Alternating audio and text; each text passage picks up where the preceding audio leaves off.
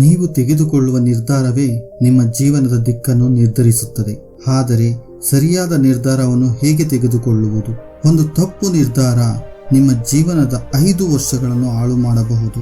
ಅದರಿಂದ ಈ ವಿಡಿಯೋನ ಪೂರ್ತಿ ನೋಡಿ ನಿರ್ಧಾರಗಳನ್ನು ಮಾಡುವಾಗ ಈ ಟಿಪ್ಸ್ನ ಅಪ್ಲೈ ಮಾಡಿ. ಬನ್ನಿ ವಿಡಿಯೋನ ನೋಡೋಣ.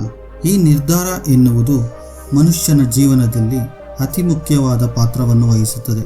ಆ ನಿರ್ಧಾರಗಳು ಆ ವ್ಯಕ್ತಿಯ ಅನುಭವ, ಭಾವನೆಗಳಿಗೆ ಮತ್ತು ಭಯದಿಂದ ಕೂಡಿರುತ್ತದೆ. ಪ್ರತಿಯೊಬ್ಬ ವ್ಯಕ್ತಿಯು ದಿನದಲ್ಲಿ 35,000 ನಿರ್ಧಾರಗಳನ್ನು ತೆಗೆದುಕೊಳ್ಳುತ್ತಾನೆ. ಕೆಲವು ಅವನ ಅನುಭವದಿಂದ ತೆಗೆದುಕೊಂಡ ನಿರ್ಧಾರಗಳಾಗಿರುತ್ತವೆ, ಮತ್ತೆ ಕೆಲವು ಅವನ ಸಬ್ಕಾನ್ಷಿಯಸ್ ಮೈಂಡ್ನಿಂದ ತೆಗೆದುಕೊಂಡ ನಿರ್ಧಾರಗಳಾಗಿರುತ್ತವೆ. ಕೆಲವು ನಿರ್ಧಾರಗಳು ವ್ಯಕ್ತಿಯ ಜೀವನವನ್ನು ಸುಧಾರಿಸಿದರೆ ಮತ್ತೆ ಕೆಲವು ನಿರ್ಧಾರಗಳು ಜೀವನಕ್ಕೆ ಅನುಭವವನ್ನು ಕೊಡುತ್ತದೆ.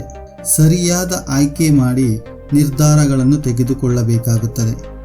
ಬನ್ನಿ ಸ್ನೇಹಿತರೆ, ನಿರ್ಧಾರಗಳನ್ನು ತೆಗೆದುಕೊಳ್ಳುವ ಮುನ್ನ ಪಾಲಿಸಬೇಕಾದ ನಿಯಮಗಳ ಬಗ್ಗೆ ತಿಳಿದುಕೊಳ್ಳೋಣ.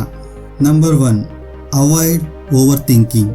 ಯಾವುದೇ ನಿರ್ಧಾರಗಳನ್ನು ತೆಗೆದುಕೊಳ್ಳುವ ಮುನ್ನ ಅತಿಯಾದ ಆಲೋಚನೆಗಳು ಒಳ್ಳೆಯದಲ್ಲ. ಸಾಮಾನ್ಯವಾಗಿ ನಿರ್ಧಾರಗಳನ್ನು ತೆಗೆದುಕೊಳ್ಳುವ ಮುನ್ನ ಹಲವಾರು ರೀತಿಯಲ್ಲಿ ಫ್ಯಾಕ್ಟರ್ಸ್ ಮತ್ತು ಡೀಟೇಲ್ಸ್ನ ಕನ್ಸಿಡರ್ ಮಾಡಬೇಕಾಗಿರುತ್ತದೆ. ಆದರೆ ಅತಿಯಾದ ಇನ್ಫಾರ್ಮೇಷನ್ಗಳು ನಿರ್ಧಾರಗಳ ದಿಕ್ಕನ್ನು ಬದಲಾಯಿಸಿ ಬಿಡುತ್ತದೆ ಮತ್ತು ನಿರ್ಧಾರ ತೆಗೆದುಕೊಳ್ಳುವುದನ್ನು ವಿಳಂಬ ಮಾಡುತ್ತದೆ.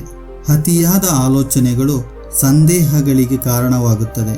ಇದರಿಂದಾಗಿ ಭವಿಷ್ಯದಲ್ಲಿ ನಿರ್ಧಾರಗಳನ್ನು ತೆಗೆದುಕೊಳ್ಳುವಾಗ ಭಯವಾಗುತ್ತದೆ. ಸೈಕಾಲಜಿಸ್ಟ್ ಪ್ರಕಾರ ನೋಡಿದರೆ ನಮ್ಮ ಬಳಿ ಇರುವಂಥ ಇನ್ಫಾರ್ಮೇಷನ್ ಆಧರಿಸಿ ಬೇಗ ನಿರ್ಧಾರಗಳನ್ನು ತೆಗೆದುಕೊಳ್ಳಬೇಕಾಗುತ್ತದೆ. ನೀವು ಮಾಡುವಂತಹ ನಿರ್ಧಾರಗಳು ಸರಿ ಮತ್ತು ತಪ್ಪು ಎಂದು ಅರ್ಥವಾಗುವುದೇ ಅವುಗಳನ್ನು ಕಾರ್ಯರೂಪಕ್ಕೆ ತಂದಾಗ ಮಾತ್ರ. ಅದರಿಂದ ಯಾವುದೇ ರೀತಿಯಲ್ಲಿ ಭಯಪಡುವ ಅವಶ್ಯಕತೆ ಇರುವುದಿಲ್ಲ.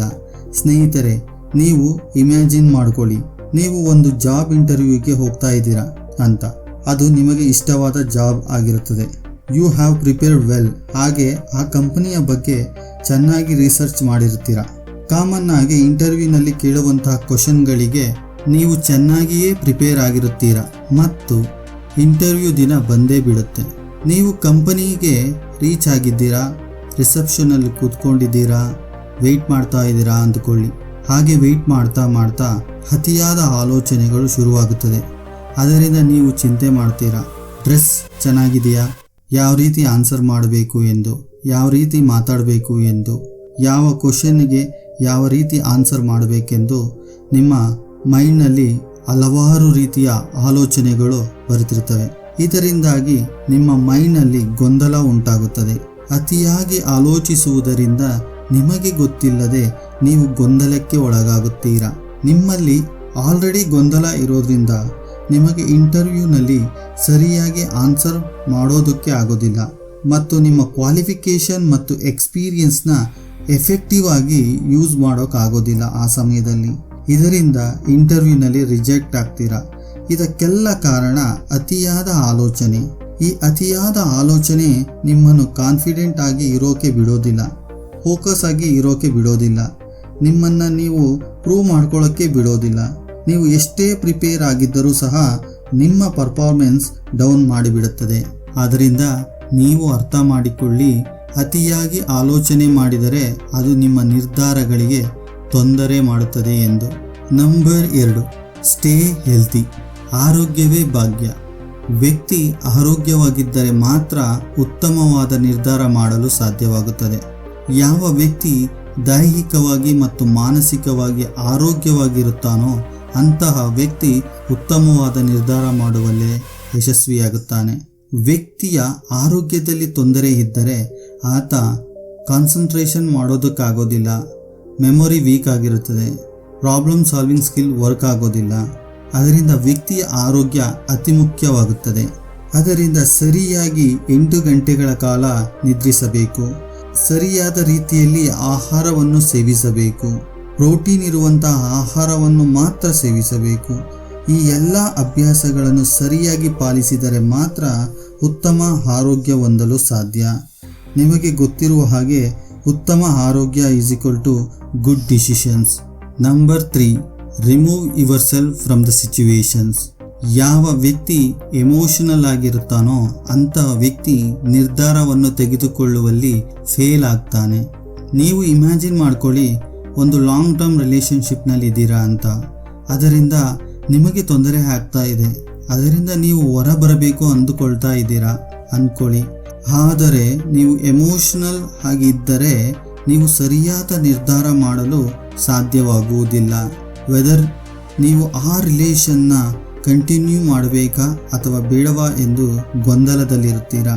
ಇಂಥ ಸಂದರ್ಭದಲ್ಲಿ ನಿಮ್ಮನ್ನು ನೀವು ಹೊರಬಂದು ನೋಡಿ, ಹೊರಗಡೆಯಿಂದ ನಿಂತು ಆ ಪ್ರಾಬ್ಲಮ್ ಬಗ್ಗೆ ನೋಡಿ, ನಿಮ್ಮ ಸ್ನೇಹಿತನಿಗೆ ಸೊಲ್ಯೂಷನ್ ಕೊಡ್ತಾ ಇದ್ದೀನಿ ಅಂದುಕೊಳ್ಳಿ.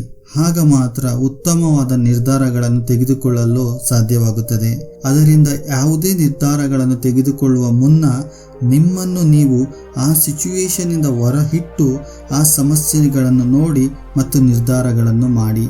Number 4, don't shy away from your mistakes. You don't fail till the time you don't make excuse. ಈ ಮಿಸ್ಟೇಕ್ ಅನ್ನೋದು ಕಾಮನ್. ಪ್ರತಿಯೊಬ್ಬ ಯಶಸ್ವಿ ಮನುಷ್ಯನ ಹಿಂದೆ ಹಲವಾರು ತಪ್ಪುಗಳಿರುತ್ತವೆ. ಆ ತಪ್ಪುಗಳೇ ಅವರ ಯಶಸ್ಸಿನ ಮೊದಲ ಹೆಜ್ಜೆಗಳಾಗಿರುತ್ತವೆ.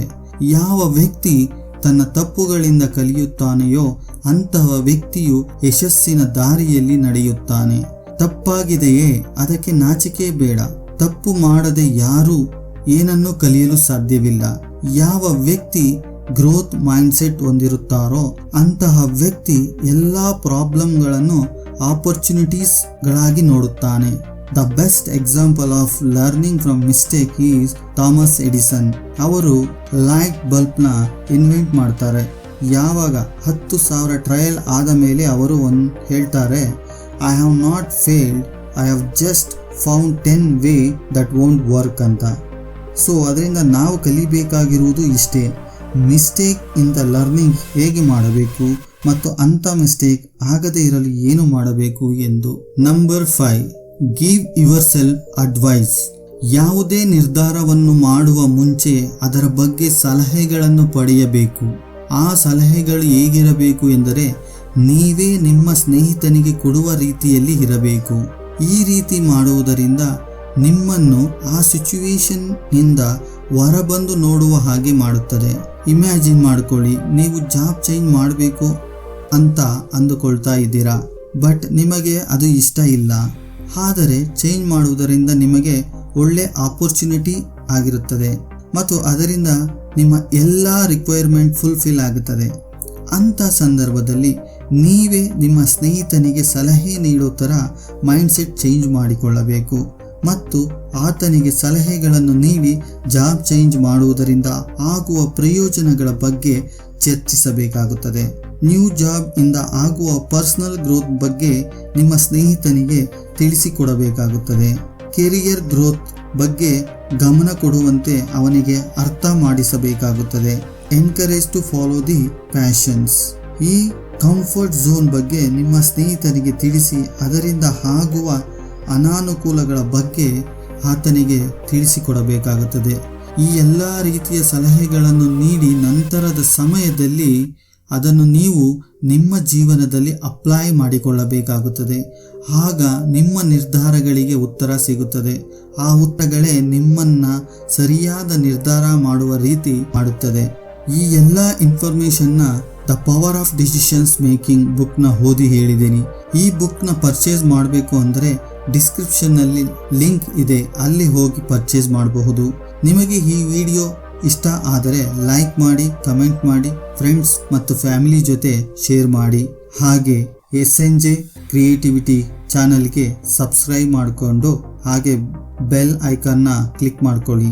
ಇದರಿಂದ ಯಾವುದೇ ಅಪ್ಡೇಟ್ ಮಿಸ್ ಆಗೋದಿಲ್ಲ. Finally, thanks for watching these videos.